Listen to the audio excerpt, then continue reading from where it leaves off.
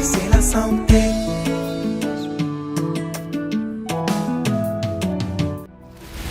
C'est un prodige, son destin est divin. C'est un conquérant qui ne recule devant rien. Le Dr Beka est un travailleur acharné qui renverse et détruit toute forme d'adversité sur son chemin. Les plantes naturelles et médicinales n'ont plus aucun secret pour lui. Au Cameroun et partout ailleurs sur le continent et dans le monde, c'est le prince béni de la santé par la nature. Dr Beka. Un couple ingénieur. Mesdames et messieurs, chers téléspectateurs, salut. Dr Beka, phytothérapeute et expert chercheur en plan naturel. Le père des bébés, continent africain. Aujourd'hui, on va parler de la fertilité, mais dans un autre angle. Quand on parle de la fertilité, on parle aussi de la faiblesse sexuelle, de ce qu'on appelle le trouble d'érection. Dans la fertilité, l'axe principal de l'homme, c'est l'érection. Un homme doit être capable de tirer 1 but, 2 buts, 3 buts, 4 buts, 5 buts, parce qu'il faut multiplier les chances lorsque la madame est en période de fécondité. Donc aujourd'hui, dans ce nouveau numéro de Minutes Santé, je vais vous donner les causes de la faiblesse sexuelle, les symptômes, comment reconnaître que ton mari ou bien que toi-même tu es victime de la faiblesse sexuelle. Quelles sont les conséquences, l'impact dans ton foyer ou bien dans la famille ou bien chez toi-même, c'est quoi? Et on va sortir par ce qu'on appelle les conseils. Ne traînons pas, il n'y aura même pas de transition aujourd'hui. Allons directement au but parce que vous les hommes qui êtes assis là, vous avez hâte de m'écouter. Vous les dames qui êtes là, parfois vous êtes déçus par l'échec de 5 heures de votre époux. Nous avons plusieurs causes qui entraînent la faiblesse sexuelle, mais commençons par la définition. Qu'est-ce que la faiblesse sexuelle? La faiblesse sexuelle est un trouble d'érection. À partir du moment où tu n'arrives pas à contrôler ton érection, tu es victime de ce qu'on appelle la faiblesse sexuelle. C'est très facile. Quelles sont les causes? Nous avons les causes psychologiques, nous avons les causes physiques, nous avons les causes liées à des problèmes de santé. Commençons par les causes psychologiques. Nous avons la fatigue, le stress et la peur. Quand tu es passé à l'acte et que tu es stressé, ou bien tu es fatigué, soit tu as peur, ça dépend de laquelle position tu te trouves. Tu te retrouves chez madame et tu sais bien que madame vient avec un monsieur, ton corps n'est pas en toi, tu te dis qu'à tout moment il peut déclencher. Il y a tellement de choses qui créent la panique lorsque la peur s'installe avant les rapports sexuels. Donc, si tu es victime de la fatigue, du stress ou de la peur, tu peux être victime de la faiblesse sexuelle. Deuxième cause, nous avons les causes physiques. Quand on parle des causes physiques, on peut faire une opération échouée au niveau de tes testicules. Ça entraîne donc une faiblesse sexuelle au niveau de ta verge. Tu peux être victime d'un accident où 1 ou 2 membres sur toi ont été victimes d'une fracture ou des entorses. Cette douleur-là, à un moment, retire toute ta force au niveau de la verge et envoie dans le muscle. Donc, on va parler en un seul mot de l'handicap. Tu peux être victime d'un handicap et puis ça impacte sur ta sexualité. Troisième cause physique. Tu peux être victime d'une malformation d'un membre sur ton corps et ça entraîne donc ce qu'on appelle la faiblesse sexuelle. Allons très rapidement pour la troisième cause. Nous avons les causes liées à des problèmes de santé. Par exemple, si tu es victime de diabète de type 1 ou de type 2, tu peux être victime de la faiblesse sexuelle. Le diabète impacte très rapidement son porteur. Sexuellement, c'est fini, tu as perdu. Les problèmes encore liés, les causes liées aux problèmes de santé, nous pouvons encore avoir les infections sexuellement transmissibles mal traitées ou négligées. Parfois des infections sexuellement transmissibles muettes. C'est-à-dire les virus ont dominé au point où tu n'arrives même plus à te mettre en érection comme un homme. Voilà pourquoi pour un naturopathe ou bien pour un médecin qui s'y connaît parfaitement, lorsqu'il a un cas de faiblesse sexuelle, je vais parler de naturopathe parce qu'il n'y a pas un examen lié à la faiblesse sexuelle dans nos centres hospitaliers. Nous nous battons avec des produits traditionnels pour décalaminer et désaturer la ceinture rénale. Quand il y a cumul de virus dans la ceinture rénale qui quitte des reins pour la vessie, il est possible que ces bactéries étrangères arrivent à endormir ta verge ou encore à troubler ton érection.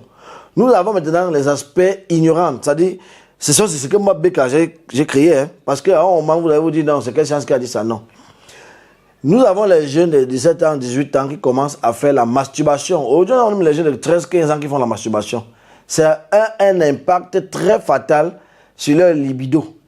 Demain, ils seront devant leur petite, ils ne pourront pas se mettre en érection. Pourquoi? À partir du moment où tu es habitué à t'exciter par d'autres méthodes, à éjaculer par d'autres moyens, il est possible qu'à un moment, lorsque le moyen naturel, qui est la femme, parce que la femme est le moyen naturel d'excitation de l'homme, à un moment, quand la femme sera devant toi, tu ne pourras plus rien faire. Tu auras perdu ton érection. Je profite pour passer le message aux jeunes lycéens et aux collégiens. Évitez la masturbation passive. Il y a deux types de masturbation, active pendant l'acte et passive quand tu es seul. Et évitez la masturbation passive. Les répercussions sont lointaines. Et c'est vous qui allez perdre vos copines et vos femmes demain. Vous allez bavarder dans tout le quartier. Telle a pris ma femme, telle a pris ma copine. Pourtant, c'est toi. Je t'ai parlé à l'époque, tu ne comprenais pas ce qu'il te disait. Arrêtez la masturbation. Maintenant, quels sont les symptômes de la faiblesse sexuelle? Avant de continuer, retrouvons-nous juste après cette petite transition. Alléluia. La guérison est dans le sang de Jésus. La guérison est dans le sang de Jésus. La guérison est dans le sang de Jésus. La guérison est dans le sang de Jésus. Israël. De retour dans ce numéro de Minute Santé qui parle de la faiblesse sexuelle, trouble d'érection, nous sommes au niveau des symptômes. Comment reconnaître qu'on est victime de la faiblesse sexuelle? Écoutez-moi très bien. À partir du moment où tu te réveilles le matin à 4h, 5h, c'est-à-dire au petit matin à ton réveil, tu n'es pas debout comme un homme. Fais attention. Premier signe. Tout homme en santé, sexuellement, quand il se réveille au petit matin, il a des envies bizarres. Même s'il est seul, il doit se retrouver tendu comme un garçon. Ça, c'est le premier symptôme. Deuxième symptôme, à partir du moment où il faut que madame, ou bien ta dame, ta copine, ta conjointe, te touche dans tous les sens pour que tu essayes de t'élever, c'est un problème. Si la pénétration se fait manuellement, c'est que c'est un problème. Quand elle dit manuellement, c'est quoi? L'érection est molle. Il faut prendre la verge, pousser avec la main pour que ça essaie d'entrer. C'est un souci. D'autres parfois prennent et vont sur le clitoris essayer de l'exciter pour qu'il soit même excité. Ça, c'est un autre problème, c'est un symptôme. Allons plus loin. À partir du moment où la mère prend le micro, elle chante comme Lady Ponce, comme Céline Dion, rien. Hein? Barracuda adore, c'est qu'il y a un souci. Faites très très attention. Les conséquences sont fatales. Hein? Ne jouez pas avec ce qu'on appelle la faiblesse sexuelle, c'est très grave. Un homme en santé, dès qu'il voit sa femme ou sa copine dans une position compliquée ou nue, non, Bob doit être debout, éveillé, tendu. Et la main. Donc voilà les petits symptômes qui doivent vous attirer votre attention. Allons encore de façon accélérée. Quand le père se bat, il tire le premier penalty. Il marque, c'est vrai, d'autres même parfois, avant que l'arbitre de siffle, il a marqué. Donc il est hors jeu, on doit reprendre. Et quand on veut reprendre, là, il est sorti du stade, il n'est plus chaud. Là-bas, c'est l'éjaculation précoce. On va se reprendre dans un autre numéro. Mais à partir du moment où il s'est battu, qu'il a tiré, il se couche. La mère dit que le père, ouais, je vais encore. Il te dit que c'est jusqu'à après-demain. Hein. C'est qu'il est victime de la faiblesse sexuelle. C'est très grave. Et ce n'est pas n'importe qui soigne la faiblesse sexuelle. Pour traiter le mal, il faut connaître les causes. Pour comprendre les causes, il faut avoir de l'expérience d'abord sur le terrain. Parfois, quand tu tires, tu marques ton but, la main est encore chaude, elle est encore toute excitée, les jambes sont ouvertes, elle te regarde, tu la regardes, toi tu es conscient qu'ici, hein, même si la main s'y machette les godasses, le maillot, les barres, les contre-tibias, les gants, je ne pourrais plus rien faire. À un moment, toi, tu as honte. Pourtant, l'homme, c'est les reins. Allons donc sur la phase des conséquences. La conséquence première d'un homme qui est victime de la faiblesse sexuelle, c'est la honte. Il a honte devant ses amis, pas faire les commentaires. Il a honte devant son épouse. Il a honte même devant son enfant parce qu'il se dit qu'il faut qu'on va accoucher encore l'autre. À lui où les choses vont là. Il a honte devant tout le monde. Et cette honte donc se transforme en ce qu'on appelle la colère. Dès qu'il arrive au portail, boum, tous les nerfs. Il faut qu'il vous frustre d'abord, vous tous. Il doit être le mâle dominant dans la maison. Sinon, la mère va se moquer de lui pour rien. Est-ce qu'elle va me dire que tu es un homme, tu es un homme. Donc, il faut d'abord la frustrer partout où vous arrivez. Ah, c'est une conséquence de la faiblesse sexuelle. Deuxième conséquence, il y a ce qu'on appelle le gardiennage. C'est-à-dire, quand tu es victime de la faiblesse sexuelle, tu deviens un peu trop méchant. On dit plus sévère, tu deviens méchant envers ta propre femme. C'est-à-dire, si tu l'appelles demi-fois. C'est-à-dire, tu as lancé, ça fait tout, tu n'as même pas fini, tu as accouché. C'est fini. Elle est où? Dans ta tête, c'est qu'elle te trompe déjà avec un autre. Le petit voisin là est trop performant. Celui qu'elle est avec lui à l'hôtel.